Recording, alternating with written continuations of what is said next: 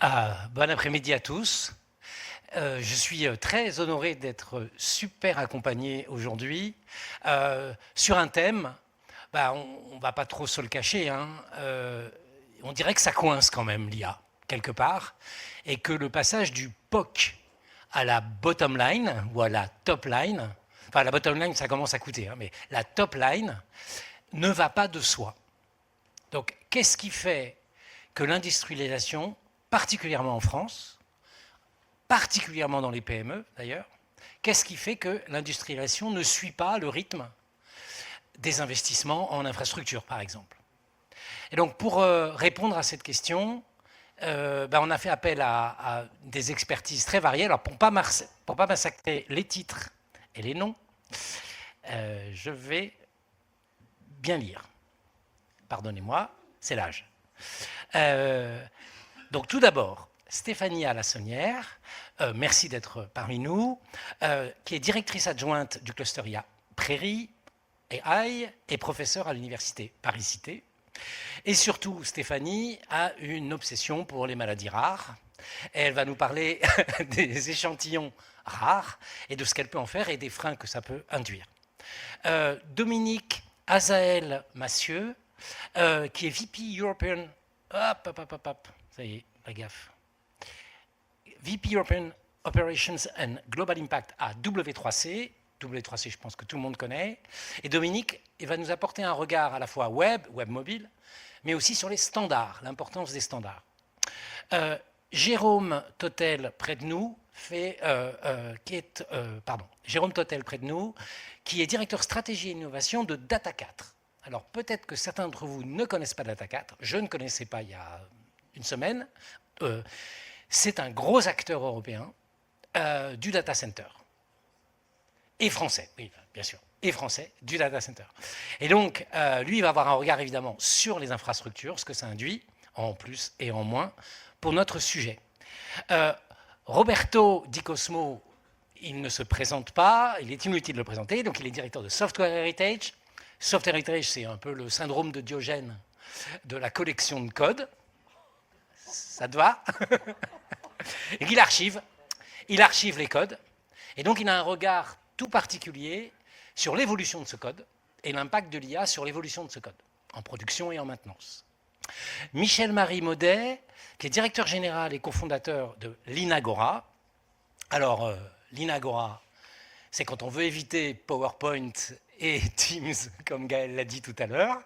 Il y a des solutions, et je crois qu'il est réjoui en ce moment parce qu'il se passe des choses intéressantes en France.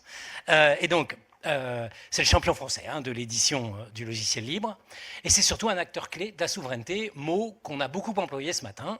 Mais concrètement, qu'est-ce que ça apporte ou qu'est-ce que ça n'apporte pas, en particulier avec les organisations publiques? On va en parler avec son regard. Voilà, alors donc, vous voyez que je suis bien accompagné. On va attaquer bien en tête sur la première question. Si vous aviez, chacun d'entre vous, si vous aviez un frein qui vous semble vraiment bloquant au passage à l'échelle de l'IA, quel serait-il? Stéphanie.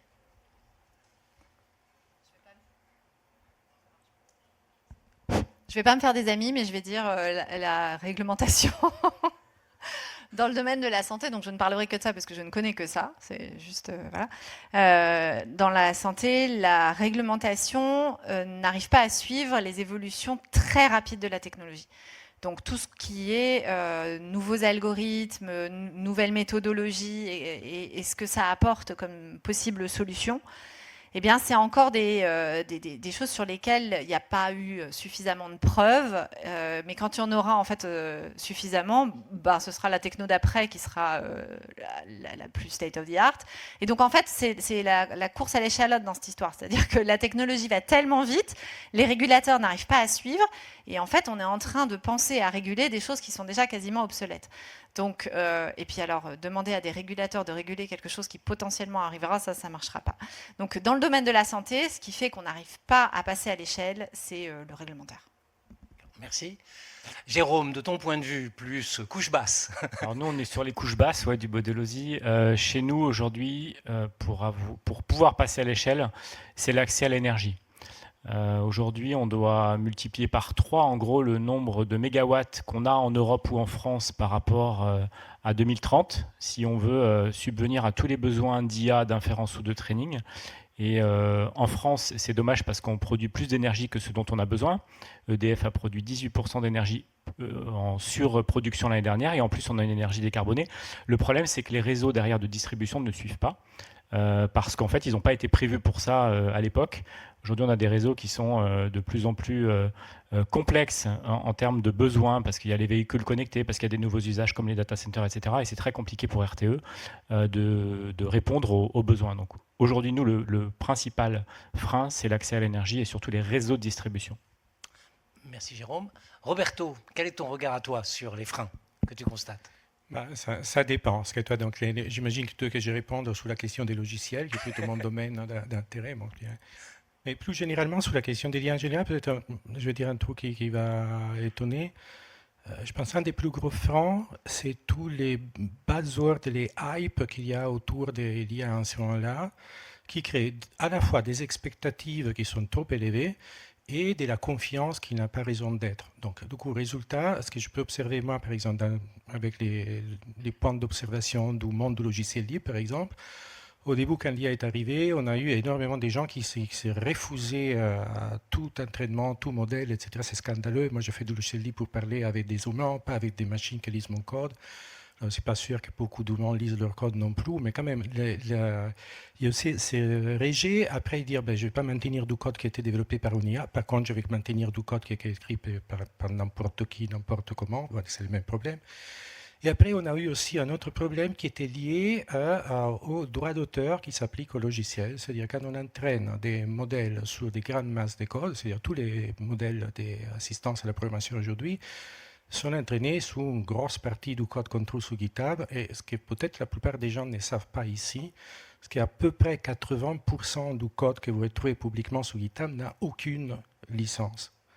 Okay, donc d'un point de vue strictement de réglementation, pour revenir comme dit-vous, personne n'a le droit d'entraîner quoi que ce soit sur ces objets-là. Par contre, on les utilise. Donc, on a un trou réglementaire. Mais donc, par contre, donc, il y a toute cette fumée qu'il faut dissiper. Il faut revenir sur les choses un peu concrètes. Donc, les droits se doivent adapter un peu à la réalité. S'il y a 80% du code que les gens distribuent de façon complètement non restante de partout, c'est peut-être qu'il n'y a pas une licence dessus, il faut être clair. Et de l'autre côté, il faut commencer à accepter que certains modèles sont capables d'écrire du code qui a de très bonnes qualités s'ils sont correctement contrôlés. Ce qui n'est pas du tout la même chose quand vous faites rédiger un texte législatif par un modèle ou quand vous faites écrire un livre par un modèle. Parce que l'avantage d'écrire du code, c'est que le code est structuré, il y a des règles très précises sur comment le code est écrit, et on peut tester si le code fonctionne. Alors que tester si une loi fonctionne, c'est un peu plus compliqué, donc on y arrive, mais c'est plus laborieux. Et donc là-dedans, il y a vraiment des choses qu'on peut faire, mais là, les limites, pour être un peu aussi sur la partie technique, quand vous développez un gros code, un gros logiciel, si vous regardez les modèles d'aujourd'hui, ont vraiment beaucoup de mal à être cohérents sur la durée. Quelques centaines de lignes de code, ça va. Quelques milliers de lignes en tous. Et quand on a un gros projet qui fait des centaines de milliers de lignes, le contexte n'est pas suffisant pour permettre au modèle de travailler de façon cohérente. Donc l'humain est très important là-dedans. Mais là, j'ai déjà donné trop de limitations, okay, donc je m'arrête ici. Voilà. Merci Roberto.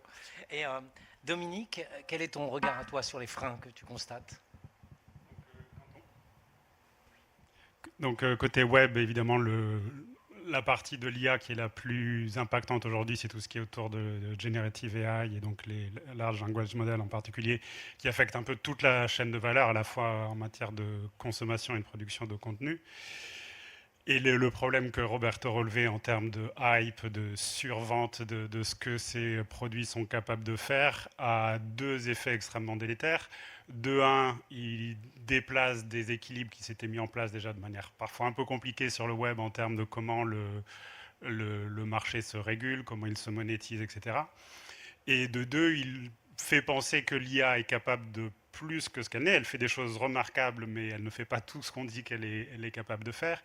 Et dans un contexte de cet ordre-là, où à la fois il est difficile de monétiser une approche particulière et de se fier à la technologie, parce qu'effectivement, ce pourquoi elle est bonne et comment l'utiliser pour qu'elle soit bonne, comme l'a encore évoqué Roberto pour le code, mais qui s'applique de manière beaucoup plus générale sur ces outils-là. crée une situation où il est pour moi très compliqué d'avoir un investissement qui soit dans la durée, dans la stabilité pour construire des solutions, des produits, plutôt qu'effectivement la proof of concept qui est facile de déployer, qui est facile de faire des démonstrations impressionnantes. Mais pour le transformer en produit sur lequel on puisse se reposer de manière déterministe, ce qui est une autre des caractéristiques de ces outils, pour moi, il y a encore beaucoup de chemin à faire et une partie de ce chemin est d'ordre scientifique et technologique, en particulier cette question de comment créer des systèmes qui soient cohérents dans la durée, qui soient stables, qui soient testables sur des technologies dont une partie de la valeur vient de leur non-déterminisme. Il y a de vraies questions économiques et sociales. Et pour préparer ce table ronde, tu me disais qu'il y avait quand même des sujets de normes aussi, ou d'absence de normes. Donc ça te pénalise, j'imagine. Donc, comme vous le savez peut-être, le cœur du métier de W3C, c'est de créer du standard, de la norme pour le web.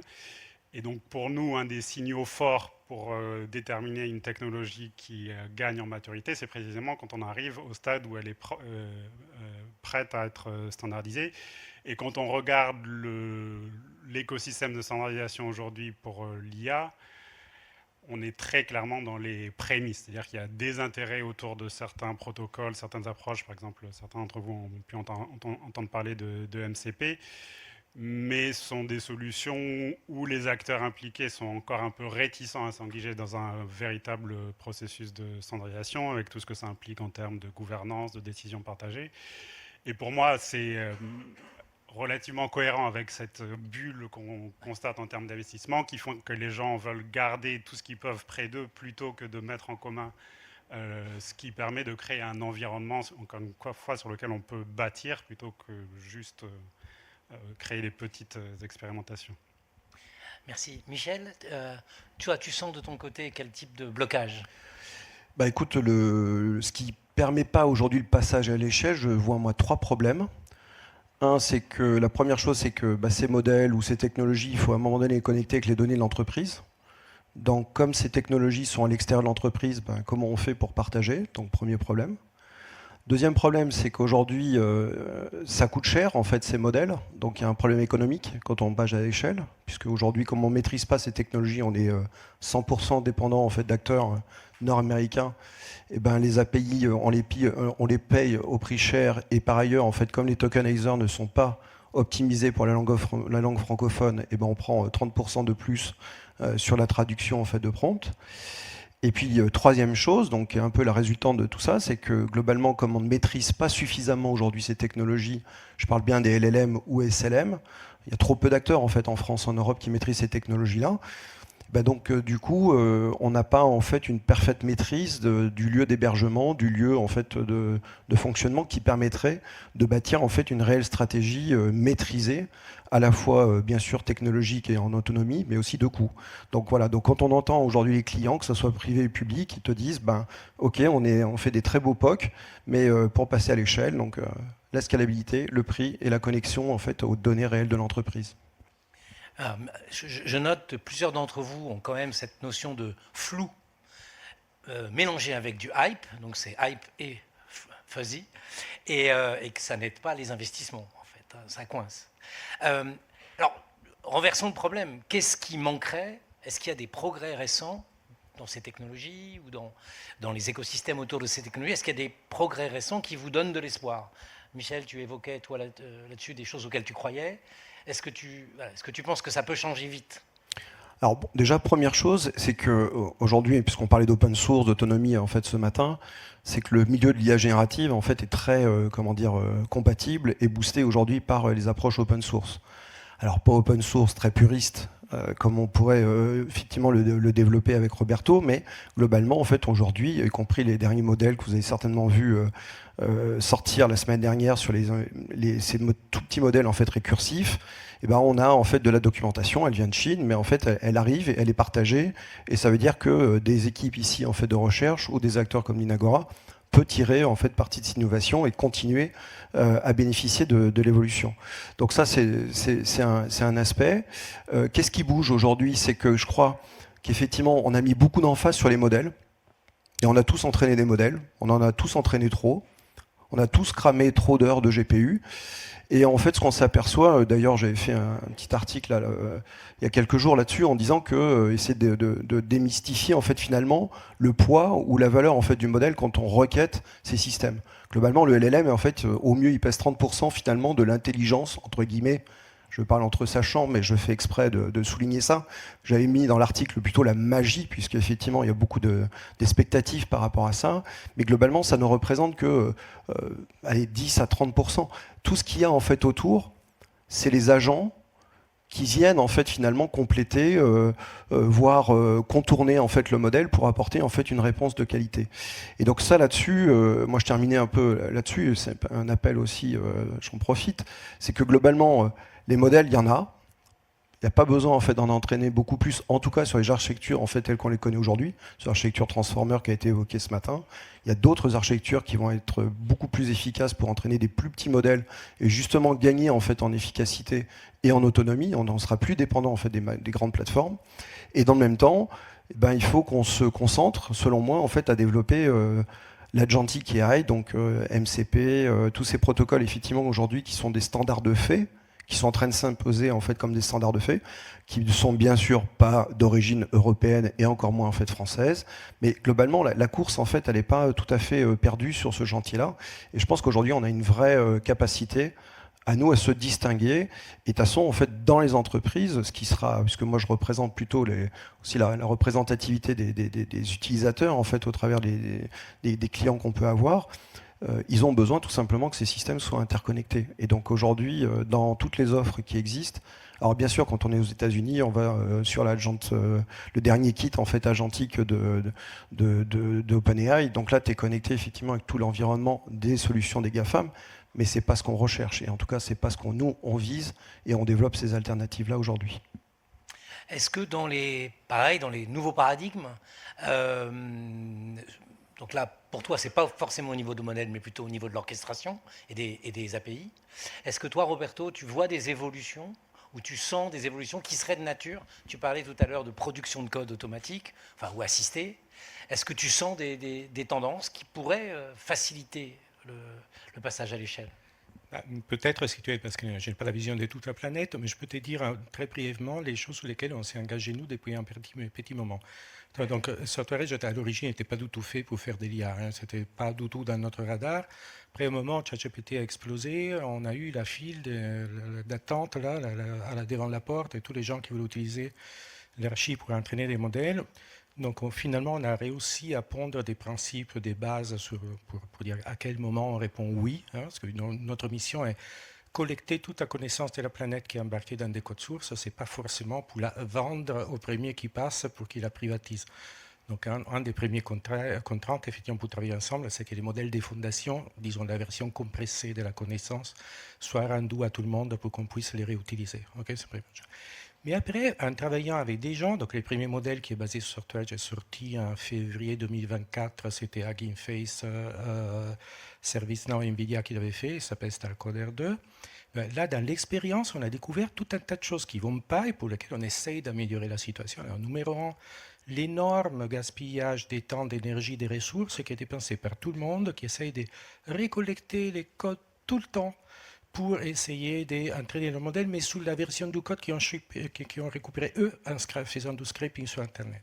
Donc on a en collaboration avec GitHub depuis très longtemps. Je sais pertinemment, et ils l'ont dit aussi clairement, qu'ils n'en peuvent plus des bots IA qui vont scraper du code de façon idiote par ailleurs. C'est-à-dire on va sur la page web plutôt que faire git clone. Je ne sais pas si vous voyez la folie. Hein, donc, mais ce n'est pas seulement eux, nous aussi on est scrapé tout le temps, donc ça prend du temps de nos ingénieurs de filtrer des bandes d'IP, hein, vous voyez ce que je veux dire.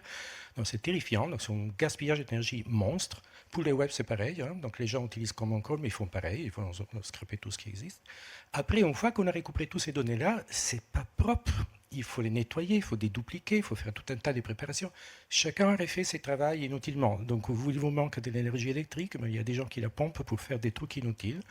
L'autre chose, il n'y a pas de transparence sur les données d'entraînement. Les modèles entraînés, il fait des choses, mais on ne sait pas du tout sur quoi il a été entraîné. Est-ce qu'il y a des biais? Est-ce que, par exemple, on dit que le modèle est très très bon, il a répondu à tous les tests d'évaluation? parce qu'on lui a filé toutes les réponses dans l'entraînement. On n'en sait rien. C'est-à-dire, tant qu'on n'a pas de transparence là-dedans, c'est pas possible. Et après, l'autre chose qui est importante, juste en termes de, disons, éthique, c'est pas un terme que j'aime bien, mais en termes de transparence aussi, si un modèle produit un bout de code qui est exactement copié-collé à un modulo changement des variables d'un code qui est en sous-bibliothèque que nous, ça serait sympa de vous le dire. Alors, aucun des modèles d'aujourd'hui ne l'est fait. Donc, pour essayer de réparer à tout cet ensemble des choses, qu'est-ce qu'on a essayé de commencer à faire? À nouveau, très modestement dans les mondes du code. Je sais que Common Crawl essaie de faire des choses similaires pour les web, etc. C'est une initiative dans laquelle on essaie de se mettre tous un peu d'accord. Fournir un seul endroit dans lequel vous récupérez l'ensemble des données qui sont déjà collectées, déjà dédupliquées, les filtrages initiaux déjà faits au point. Ce n'est pas la peine d'aller scraper les mondes tout le temps. Deuxième chose, pour fournir un mécanisme qui permet la transparence absolue, on a des identifiants sous les codes qui sont aux normes ISO depuis quelques mois, donc vous pouvez juste lister ça. Il n'y a plus d'excuses. Il y a des gens qui disent « Ah, je ne peux pas vous dire tout ce qu'on a utilisé parce qu'il faudrait mettre des pétoctets de données quelque part. » Non, tu as utilisé 1 milliard de fichiers, tu publies un fichier avec 1 milliard de lignes, des haches, c'est quelques gigas, c'est pas la mer à boire, donc c'est très facile à faire. Et après, les derniers points, effectivement, respecter un peu la volonté des utilisateurs. Certains des développeurs ne veulent pas que leur code soit utilisé. Il faut se mettre d'accord sur comment ces gens déclarent un opt-out. Et là, vous savez, on est tous dans les groupes IETF, etc., pour essayer de définir les standards et les specs pour faire ça. Je sais, je parle trop. Bientôt, un dernier point. L'autre chose, des fois... Je vais gronder après. Des fois, small is beautiful, c'est-à-dire jusqu'ici dans la technologie, ce qu'on observe, et à nouveau je ne suis pas un expert, il faut demander à des gens autour ici, j'ai vu que c'était la course qui a les plus de milliards de paramètres dans les modèles, et on file dedans tout ce qu'on trouve. Okay.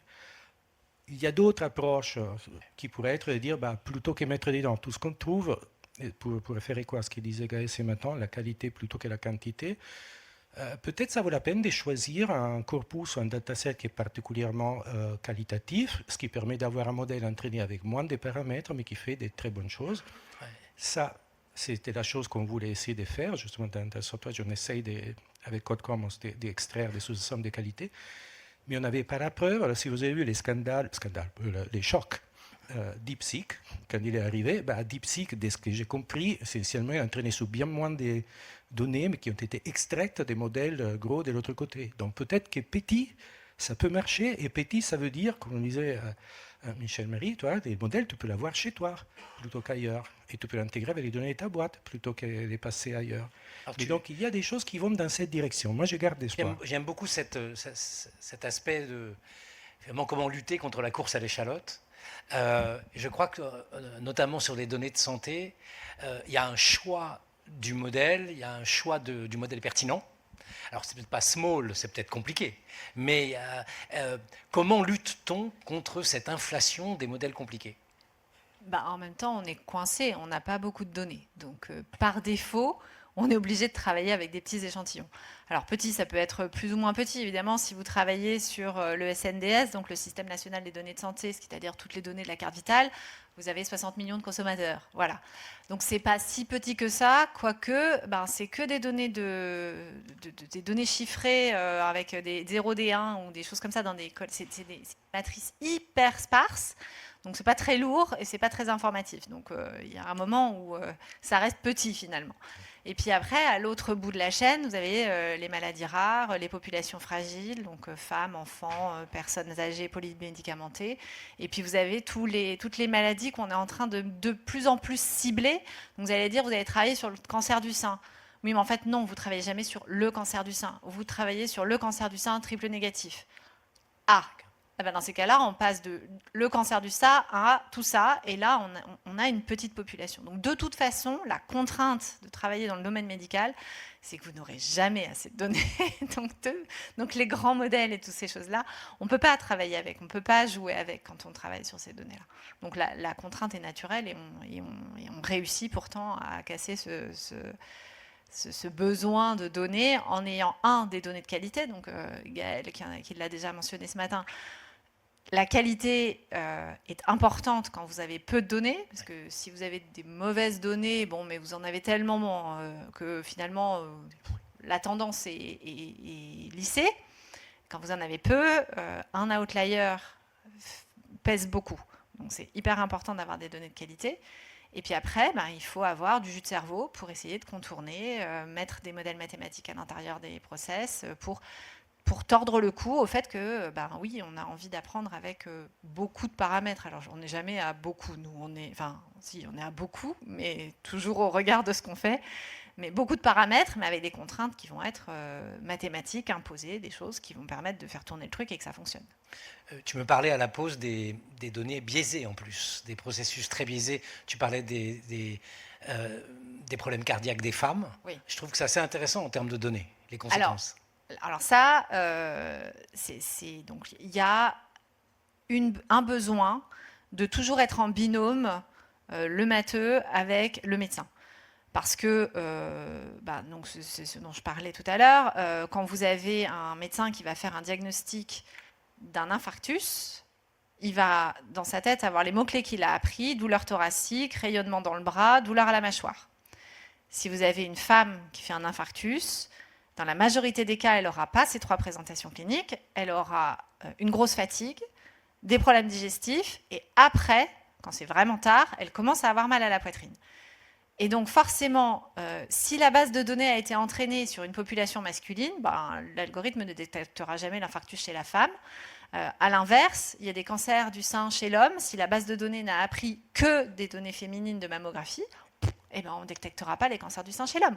Donc, il y a un moment, il faut qu'il y ait un médecin qui nous dise « Bon, il n'y a pas beaucoup de données, mais je certifie qu'elles sont représentatives. » C'est-à-dire que tu vas avoir la variabilité des personnes qui vont présenter cette pathologie. Donc, si je travaille sur le cancer du sein, il y aura dans ma base de données le pourcentage de prévalence du cancer du sein chez l'homme qui sera présent. Ou alors, et là ça arrive, il y a des essais cliniques qui sont faits où on dit on part avec ce biais connu, on ne traite que le cancer du sein chez la femme.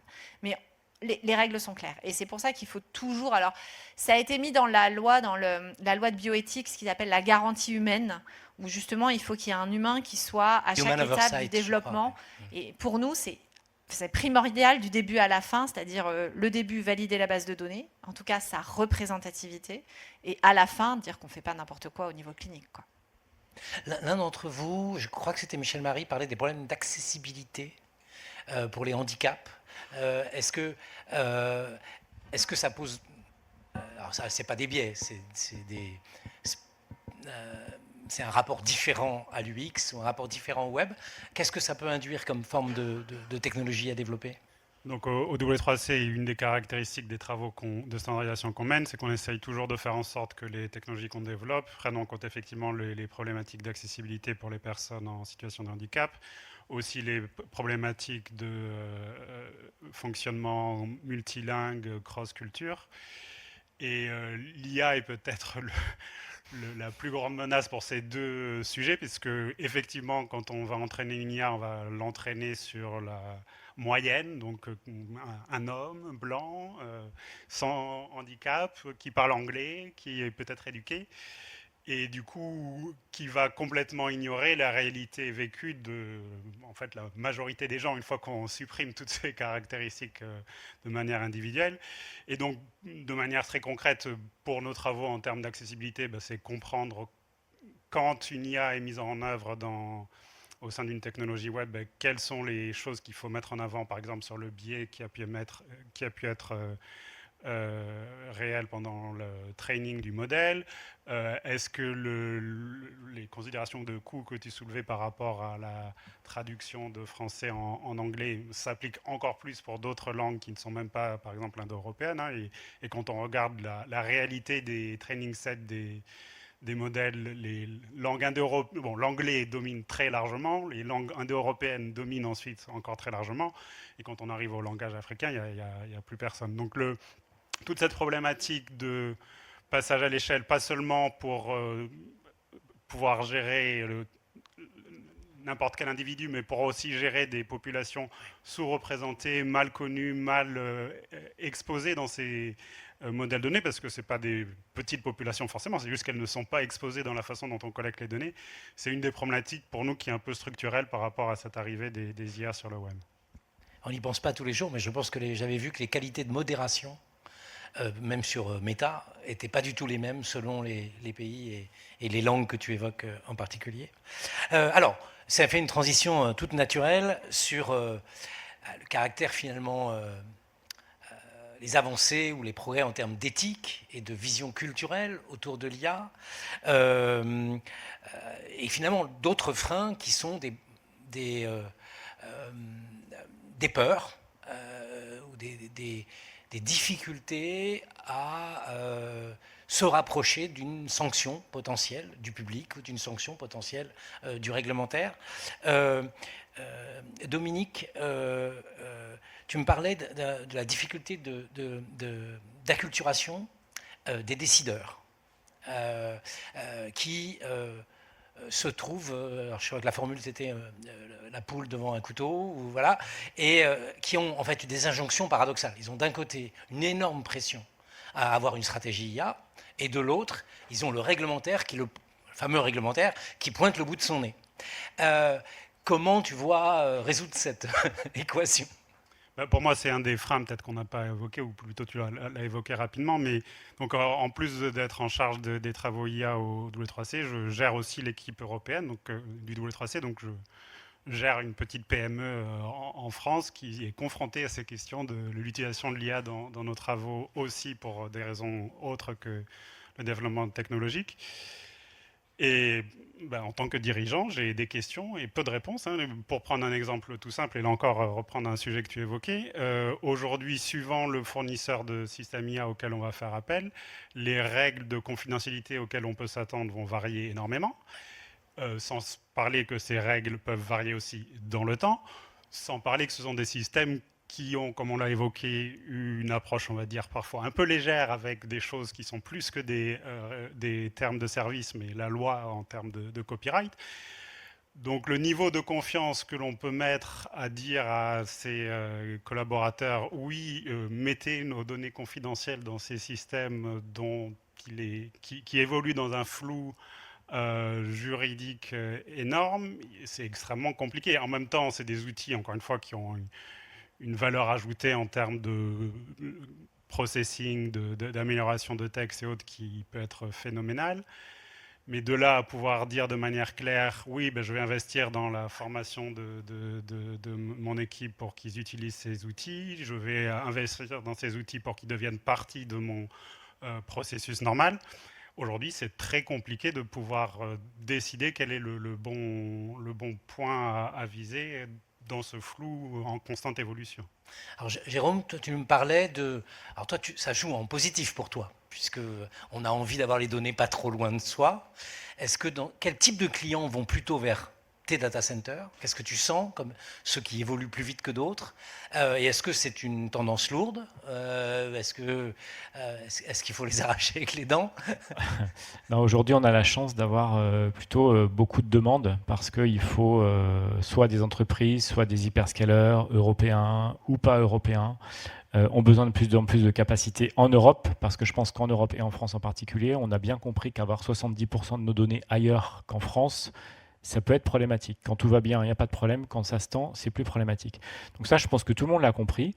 Maintenant, ça prend du temps de construire des data centers. Si on commence aujourd'hui à rechercher un terrain et on arrive à le trouver, on arrive à avoir l'énergie, etc., je pense que dans le meilleur des cas, on aura le data center live dans 4 ans. Donc, parce qu'il faut 2 ans d'autorisation et ensuite 2 ans pour le construire. Donc, si on veut... Lentement. Peut-être, c'est possible. Tu disais que tu avais des difficultés de recrutement, d'ailleurs. En fait, c'est assez marrant parce que Small is Beautiful, je pense qu'à un moment donné, on va bien s'en apercevoir parce que déjà, les ressources humaines sont limitées. En plus des ressources qualifiées pour notre activité, il n'y en a pas beaucoup. On doit multiplier par 3 le nombre de data centers en France, donc on doit multiplier par 3 le nombre de personnes qu'on va embaucher. On a déjà du mal aujourd'hui à embaucher en n'ayant pas multiplié par 3. Et les formations ne sont pas... Pour que vous vous rendiez compte, parce que j'ai réalisé ça, il y a 1000 personnes qui sont impliquées dans un data center. Sur notre campus de Marcoussis, où on a 22 data centers en opération, c'est un campus de 250 MW, on a 1000 personnes tous les jours qui viennent. Gaël Varocco. Et ils sont à peu près tous efficaces. C'est d'électricité. Non, c'est un autre talent, hein, mais ce sont quand même des expertises rares à trouver. Et c'est un autre monde, oui, que les LLM, etc. Ils sont rares, ouais. Non, mais du coup, tout ça pour dire que les ressources humaines, premièrement, sont rares. Donc, il va falloir qu'on les forme. Il faut qu'on ait les bons cursus. Aujourd'hui, il n'y a pas de formation ingénieur data center. Et en plus de ça, ça ne veut rien dire. Ça peut être en clim, ça peut être en électricité, ça peut être en cybersécurité, ça peut être en automate, parce que tout est automatisé. Donc, tout ça, déjà, c'est compliqué. En plus de ça, et surtout, on a des ressources limitées sur Terre. Les terres rares, on n'en parle plus beaucoup, mais en fait, pour fabriquer des GPU, il faut des terres rares. Il faut les recycler, mais s'ils ne sont pas recyclés, ben, en fait, ces ressources qu'on prend sur Terre, ben, à un moment donné, on va être limité. En énergie, je le disais, c'est le principal sujet aujourd'hui, même si on surproduit de l'énergie. Déjà, on a de la chance en France parce qu'il y a plein de pays où ils ne surproduisent pas de l'énergie. Et puis ensuite, en consommation d'eau. Bref, toutes les limites qu'on a aujourd'hui sur la planète, alors sauf si on va construire des data centers, je ne sais où, sur la Lune ou je ne sais pas où, mais aujourd'hui, on n'en est pas là. Ben, en fait, à un moment donné, on va devoir de toute façon faire avec ce qu'on a. Donc, je pense que on devra de toute façon à un moment donné se confronter au small is beautiful ou peut-être de nouveaux modèles qui vont venir révolutionner tout ça avec du DeepSeek demain, un nouveau DeepSeek, j'en sais rien.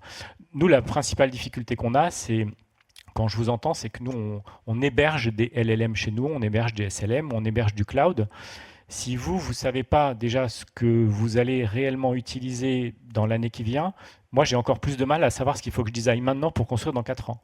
Parce que du coup, ce qu'on va construire dans 4 ans, si c'est pour faire du training, si c'est pour faire de l'inférence, si c'est pour faire du cloud, c'est pas du tout la même chose. Nvidia vous vend son truc en vous disant ça sera des GPU à je sais pas combien, 150 kW le rack, 200 kW le rack, je sais pas quoi. La vraie vie, c'est quand même que les clients n'utilisent pas 100% des tout derniers GPU de Nvidia. Ils ont du legacy. Ils n'ont aussi pas besoin de GPU super puissants parfois pour faire des choses pas forcément hyper perfectionnées. Et donc, on a du mal dans la densité de nos data centers. S'il faut un data center à 5 ou 10 kW par rack, s'il faut du 10 ou 20, s'il faut du 100, voire du peut-être 100, 300, 500, je ne sais pas combien. Et les temps sont longs. Quand on commence aujourd'hui, on construira dans 4 ans. Alors le temps culturel, de l'évolution culturelle des organisations, j'imagine que dans la santé, ce facteur temps joue beaucoup. Est-ce que ça évolue quand même? Est-ce que les autorités ARS, est-ce que certains acteurs font progresser?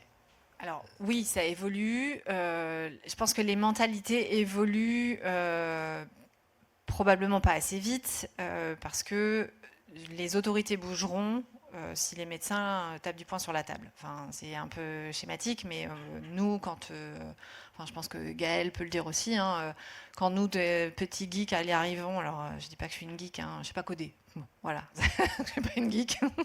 Je suis restée coincée à MATLAB. Donc, c'est vrai en plus.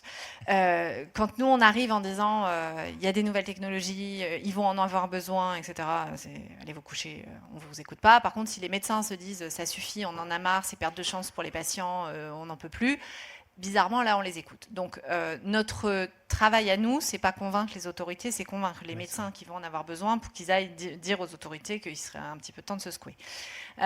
Donc, le changement de mentalité, il prend du temps parce que on ne parle pas la même langue, en fait. Quand vous allez leur expliquer, que vous allez leur mettre un dispositif médical numérique dans les mains qui fait telle et telle chose et que il faut qu'ils vous fassent confiance, un peu comme un médicament. Il faut qu'ils vous fassent confiance sur le fait que ce qu'il y a à l'intérieur, ça va effectivement faire ce que ça demande. Mais ils savent pas ce que fait le médicament de manière physico-chimique dans le détail, mais on les a vaguement préparés dans leurs études à comprendre que si on leur expliquait, alors ça irait. Eh bien, il faut faire pareil avec l'IA. Il faut leur dire, vous ne savez pas comment ça fonctionne, mais on vous a donné les clés de compréhension. Si vous penchiez sur la question, vous comprendriez. Donc, il faut les former, mais moi, je veux bien, c'est 15 ans des études de médecine. Donc, si je me mets à former maintenant, même les internes qui sont à la fin, ils vont commencer à travailler, mais j'ai la moyenne d'âge des médecins actuellement, c'est que 55 ans. Mais les data centers seront prêts, c'est bien. Vous êtes synchro tous les deux. Mais, donc, les médecins, en moyenne, ils ont 55 ans. Moi, si je ne forme pas ceux-là, ça ne sert à rien. Enfin, c'est eux qui décident. Voilà. Donc, le challenge, ça va être de convaincre ceux qui ont une pratique médicale de long terme, on va dire, oui. Et qui doivent intégrer le changement et intégrer cette information qu'ils ne maîtrisent pas, même ne serait-ce que le vocabulaire, quoi. Et côté service public, par exemple, alors, à l'exception de Polytechnique qui a changé de décision en début de semaine, mais sinon, est-ce que tu sens une évolution culturelle ? Alors oui, tout le monde a bien conscience du potentiel. Tout le monde pense que ça va résoudre beaucoup de problèmes. On ne sait pas trop lesquels, mais ça va en résoudre. Mais c'est toujours en fait finalement le chemin qui est difficile aujourd'hui à dessiner. Et on manque cruellement effectivement de compréhension, puisque bon, je reviens sur ce que disait Roberto. Nous, ce qu'on essaie de faire en fait avec cette communauté OpenLM, c'est de créer des communs numériques dans le domaine des LLM et des SLM. Bon, je ne vous cache pas que vous vous souvenez un petit peu de cet épisode un peu froid qu'on a eu en fait au mois de janvier avec Lucie. Regardez ce qui s'est passé avec nos copains suisses en fait avec Apertus, donc exactement le même accueil. Donc dès lors qu'en fait on essaie de faire les choses correctement, c'est-à-dire en respectant les droits d'auteur des données, en essayant en fait d'avoir une approche la plus transparente possible, en publiant les données en fait d'entraînement, en publiant les codes, en faisant des publications scientifiques pour justement démocratiser et expliquer en fait aux sachants, mais demain aux non moins sachants, de voir comment, alors on ne fera pas l'explicabilité, mais au moins donner des indices en fait d'interprétabilité de comment fonctionnent un peu ces modèles. Bah, globalement, on n'est pas très bien suivi quoi, en ce moment.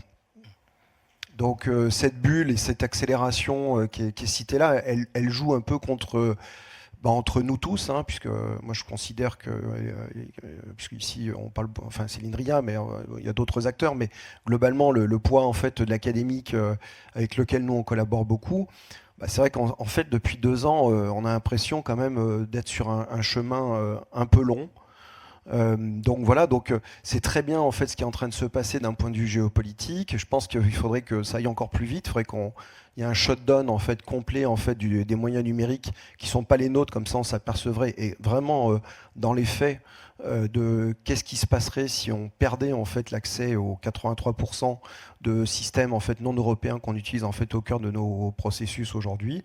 Voilà, alors bon, moi je suis un ancien du ministère des Armées, donc il y a quelques années, j'avais fait une note blanche que j'avais transmise en fait au plus haut de l'informatique du ministère en disant qu'il fallait faire en fait un exercice Wolfa. Donc je ne sais pas si les gens connaissent en fait, mais globalement un exercice Wolfa, c'est qu'on se met vraiment dans les conditions de guerre intensive et puis on se met dans les conditions les plus dégradées.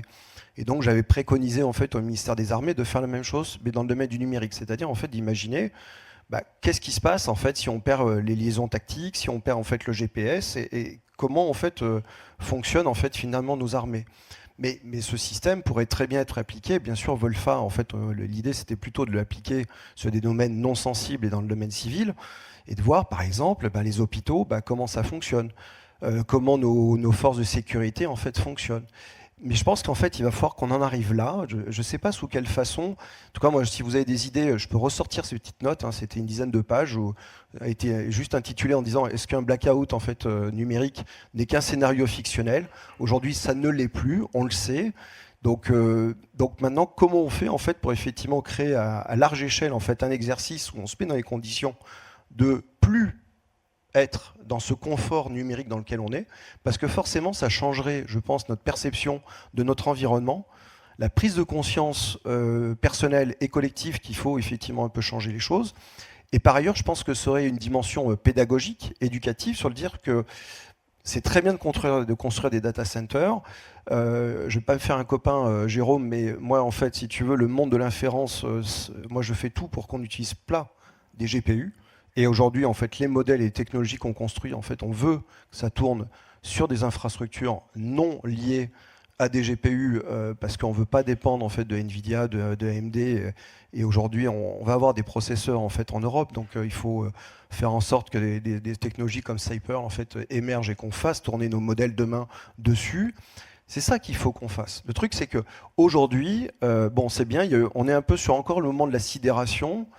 Je commence à sentir en fait un peu une prise de conscience en fait collective, mais globalement nous ça fait 25 ans qu'on a créé l'Inagora, donc à peu près le même tempo en fait et les mêmes messages depuis 25 ans. Ce qu'on aimerait, c'est un peu le passage à l'action. Voilà. Stéphanie, tu voulais dire quelque chose? Oui, on est à INRIA. Ça sera le mot de la fin parce que nous sommes. Non mais alors pour faire la promo d'INRIA, alors je ne sais pas ce que va devenir ce plan, mais il y a un plan qui a été lancé par Clara Chapaz quand elle était encore ministre, qui s'appelle Oser l'IA. INRIA est très active dans ce plan, justement pour aller acculturer les PME et au-delà sur l'utilisation des IA qui leur seraient dédiées. Et je pense que c'est très bien qu'un institut nationales, vraiment l'ONR dédié, prennent à bras le corps cette acculturation, parce que je pense qu'on en a tous besoin. Alors, il n'y a pas que l'INRIA, évidemment. Et puis, dans le domaine de la santé, ils se basent aussi sur ce qu'ils ont appelé des ambassadeurs, donc moi, entre autres, par exemple, sur la santé, pour aller essayer de parler le bon langage aux personnes, leur montrer dans quel cas d'usage ils peuvent, de manière complètement sûre, utiliser les outils souverains, la plupart du temps. Et donc, je trouve une belle initiative d'avoir embarqué INRIA là-dedans et pas de se baser justement sur celui qui propose l'outil et donc le VRP de l'outil qui va aller vendre l'outil. Donc, que ce soit vraiment quelque chose qui vienne de l'État et qui soit une éculturation agnostique de l'outil. Bon, il y a des sources d'espoir, ça c'est déjà pas mal. On va laisser la salle poser des questions. Je crois qu'on a 10 grosses minutes devant nous. Est-ce qu'il y a des questions dans la salle ? Oui. Merci.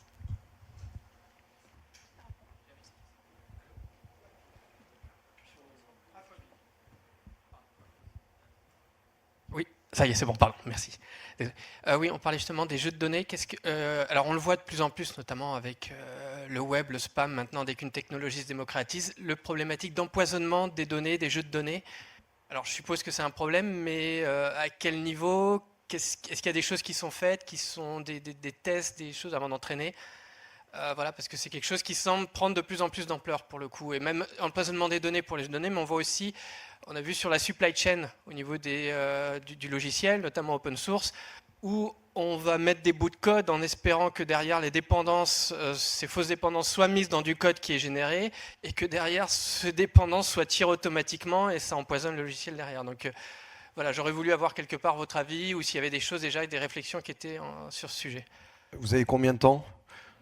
En moi, tout le temps. Non, parce que globalement, pour entraîner un modèle comme Lucie, qui est un tout petit modèle, 7 milliards de paramètres, donc on est à Lilliputien, ça fait 14 mois. Il y a 14 mois en fait, où on consomme des GPU chez nos amis du Gensi, donc sur Janzay, et il y a à peu près 10 mois en fait, de traitement de la donnée. Donc effectivement, c'est là où se passent tous les traitements que vous évoquez, mais globalement, c'est hyper compliqué. Et comme on manipule des trillions de données, forcément il y a des trous dans la raquette, donc même parce qu'on ne peut pas faire une instruction, donc on utilise différentes techniques, mais c'est pour ça, donc on peut en discuter. Et nous on traite que du texte, on n'a pas fait de génération de code, mais par contre vous avez tout à fait raison, ce sujet en fait autour des NPM et des librairies là qu'on a vu, voire en fait de Linus Torvald en fait qui se plaint en fait aujourd'hui que effectivement les revues de code en fait sont de plus en plus longues parce que globalement il y a plus en plus de codes qui arrivent qui sont générés par des IA et parfois en fait qui n'amènent pas grand chose dans les corps composants en fait du kernel Linux. Donc on est face à ça, c'est des nouvelles en fait choses qu'il faut qu'on appréhende, c'est assez nouveau, depuis maintenant à peu près 12 mois en fait on observe ces phénomènes-là. Donc c'est sûr qu'il y aura un travail de vigilance supplémentaire. Mais encore une fois, je pense que la bonne approche, c'est surtout pas de partir de Common Crawl ou de ces grands référentiels. Il faut revoir complètement, tu parlais de la course à l'échalote, je parle plutôt du course au gigantisme. Si on reste en fait axé là-dessus, si on construit des data centers demain à giga, 10 gigas, je ne sais pas combien, on sera perdu. Quand nous on investit de l'autre côté de l'Atlantique, ils investissent 100, 1000, 10 000. Donc on n'y arrivera pas en fait si on ne change pas radicalement de paradigme. Donc il faut partir pas de la feuille blanche, mais ici en fait il y a suffisamment d'esprits éclairés au CNRS aussi, dans les équipes mixtes, où en fait aujourd'hui les apprentissages fédérés, les apprentissages sur des données structurées sont en fait des approches en fait aujourd'hui qu'on a laissé un petit peu de côté. Les papiers de recherche, il n'y en a plus du tout là depuis 4 ans dans ce domaine-là, ou très peu, alors qu'il y a des équipes à l'INRIA qui sont hyper balèzes en fait sur l'entraînement fédéré. Et donc aujourd'hui on veut aller vite, donc on a tout centralisé dans ces gros méga data centers. Mais ce n'est pas la bonne solution. Donc en fait, il faut se donner en fait quelques règles, dire voilà, l'inférence, pas de GPU. L'entraînement, aujourd'hui, on est un peu bloqué, il faut quand même faire en fait avec AMD et Nvidia. Mais par contre, sur les traitements de données, partons du principe que les prochains modèles, on ne les entraîne plus massivement en prenant ces datasets, les command crawl, les star coders, enfin tout ça, qui sont des approches intéressantes, mais qui amènent tout cet gigantisme et qui n'est pas nécessaire dans la plupart des cas. Hein, je vous rappelle que là, en ce moment, Sora 2, la vidéo, 8 secondes, c'est génial de faire 8 secondes avec la cohérence temporelle. Mais globalement, si déjà on résout dans les entreprises, dans toutes nos organisations, toutes celles, là au moment où je suis en train de vous parler, le traitement de la voix vers le texte et le texte-to-texte, si on fait ça déjà en fait en France, voire en Europe, mais on économise en fait des points de PIB. Donc voilà, faisons ça. Ne cherchons pas à créer en fait des trucs dont on n'a pas besoin, et surtout tout ce qui nous emmène sur des voies où nous n'avons plus ou pas les moyens en fait de suivre. Voilà. Et pour répondre à vos, donc on peut en discuter puisque on a développé pas mal de stratagèmes effectivement pour éviter les données, mais c'est hyper compliqué. On parlait de la modération. Je donne juste cet exemple-là. Dans tous les modèles, il y a bien sûr Wikipédia, mais Wikipédia, vous avez 90% des contenus qui sont soit rédigés, soit modérés par des hommes. Donc globalement, vous avez déjà un biais de genre qui en fait on intègre. Donc voilà, et on peut en parler pendant des heures puisque c'est des questions. En tant qu'entraîneur de modèle, on a été moi soumis à toutes ces questions-là pendant toutes les phases d'entraînement et de sélection des données pour Lucie. Merci. Est-ce qu'il y a une autre question? Il y a une question là-bas. Pendant qu'on prend la question, juste un élément, Florent, sur la question tout soulevé. C'est très important. Il y a un sujet qu'on traite depuis longtemps, qui est la question de la provenance des données. Okay, donc, ce n'est pas spécifique à l'IA. C'est un sujet qui est vieux, comme l'informatique. Donc, il y a tout un tas d'initiatives, à la fois au niveau d'entreprise, à la fois au niveau des gens qui s'intéressent justement des nouvelles étapes de l'intelligence artificielle, de tracer l'origine de tes données. Et là, si je peux donner une petite suggestion, quand on rajoute les mots IA, j'ai l'impression que pour des raisons mystérieuses, la plupart des gens éteignent l'IN, l'intelligence naturelle. Non, l'IA, c'est un truc compliqué. Alors, en réalité, essayez de comparer toujours à des choses que vous connaissez déjà. Par exemple, ah oui, j'ai un truc là qui me fait un résumé, qui m'écrit un texte. Mais vous savez, avant, vous aviez un assistant ou une assistante ou un assistant parlementaire avec lequel vous faisiez exactement la même chose. C'est-à-dire, tu m'écris la note pour demain matin. Et comment vous faites pour savoir si lui s'est appuyé sur des données fiables ou pas? Est-ce qu'il suit la ligne du parti ou pas? C'est pas nouveau. Tout ceci est quelque chose qu'on connaît. La différence, c'est qu'on passe à une échelle beaucoup plus élevée, d'efficacité, etc. Mais les problématiques sont les mêmes. Donc, si on arrête un instant de regarder la techno, on réfléchit à comment on fonctionne comme société humaine, ça devient tout de suite, immédiatement, beaucoup plus compréhensible, beaucoup plus abordable. Et donc, les approches, c'est vrai, comme on croise les informations, on regarde d'où viennent les informations. La désinformation, c'est pas nouveau. On l'a vu pendant la guerre froide, pendant longtemps. Donc, à nouveau, reprenons des choses qu'on connaît bien, on oublie un instant l'IA et il y a des solutions. L'intelligence artificielle ne sait couper la parole à Roberto. J'ai vu d'ailleurs qu'il y avait des outils d'IA qui apprenaient à couper la parole au bon moment. J'ai vu ça l'autre jour, donc écoute, je leur proposerai un cobaye d'entraînement. Et merci Roberto. Et oui, vous aviez une question, je suis désolé. Merci Benoît d'avoir interrompu Roberto, même si des choses très intéressantes. Je veux une question, et pour qu'elle ne semble pas piège, sur l'acceptabilité sociale de l'IA. Aujourd'hui, on constate par exemple dans l'industrie européenne, surtout une utilisation de l'IA avec la valeur de transparence par des industries qui sont l'avionique, l'automobile, etc., où on a des gens très qualifiés, hautement qualifiés, qui comprennent justement les mots qu'on utilise. Mais quand on va aller vers des industries qu'on veut vraiment toucher dans les territoires, en réalité, c'est une autre catégorie socio-professionnelle qu'on va toucher. Et là, les retours qu'on a, en tout cas dans les conférences par des keynotes industrielles, c'est le fait que l'industrie 5.0 et cette partie du human-centric n'apporte pas d'argent, en fait, à ces industries, et que donc, du coup, ils ne voient pas l'intérêt d'investir en éloignant finalement les valeurs des utilisateurs et des gens qui travaillent du gain potentiel ou possible qui peut être apporté par l'IA. Alors, quelle est votre idée ou comment peut-on aider à construire un business model autour du fait qu'on met l'humain au centre pour ces industries où l'acceptabilité sociale va avoir un rôle important parce que des gens qui n'ont pas une connaissance ou on va dire un certain niveau de diplôme devront utiliser et faire confiance à un robot qui leur parle et qui n'est pas du tout un humain. Merci. Alors, la question n'est pas facile. Qui veut se charger de la réponse ? En fait, c'est pas de niveau social, parce que quand vous prenez des médecins, ils ne comprennent rien à la technologie et c'est pourtant des gens assez brillants. Donc, je peux parler facilement des médecins qui rentrent à peu près dans cette catégorie-là. Comment on arrive à les convaincre qu'ils vont y gagner à utiliser la technologie et qui ne vont pas être remplacés. En fait, la question, elle est là. Si vous voulez que les gens adoptent, il faut leur montrer que leur métier va évoluer doucement, que la marche qu'ils vont avoir à monter ne sera pas trop compliquée, c'est-à-dire que le changement, la bascule ne sera pas trop coûteuse. Donc ça, c'est un vrai problème. Hein. C'est probablement une des plus grosses questions qu'on pose quand vous avez une nouvelle technologie en santé. C'est le bénéfice, ok, il est clair, mais quel est le coût du changement? Et ça, le coût du changement, c'est l'acculturation et la prise en main. Ça peut être parfois trop difficile et du coup, ils s'y mettront pas, même si après, ça ira mieux. Donc, il faut leur montrer que ce coût est mineur et qu'après, ils auront un compagnon et qu'ils ne seront pas remplacés, que leur métier va évoluer, mais pas disparaître. En fait, je pense que le problème principal, pourquoi les gens ne s'en servent pas, c'est que la secrétaire, elle va pas s'en servir parce que c'est son métier, quoi. Enfin, si elle se sert d'une IA, il n'y a plus de secrétaire. Oui, c'est vrai. La secrétaire médicale, elle va plus récupérer le texte sur le dictaphone du médecin avec le patient machin là, et puis tout retaper et tout refaire vérifier par le médecin. Son métier va changer. Cette partie-là, elle sera écrite. Ce sera à elle d'être plus fine sur ses connaissances médicales. Elle est secrétaire médicale, donc elle a des connaissances, des cohérences sur la prise de rendez-vous des patients au regard de la consultation, vers quel autre spécialiste elle va orienter le patient.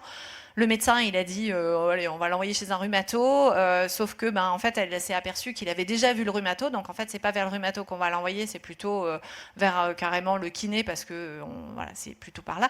Et donc, elle va avoir un autre métier. Mais il faut lui expliquer. Si vous lui dites, en fait, il va faire ton métier, elle ne le prendra pas. Évidemment qu'elle ne le prendra pas. Alors, je crois qu'il est 59. On va se faire 1 minute de méditation. Je vous remercie tous d'avoir joué le jeu. Pardon Roberto de t'avoir censuré. Mais c'était passionnant. Merci à tous vos points de vue et on en sort optimiste, j'espère.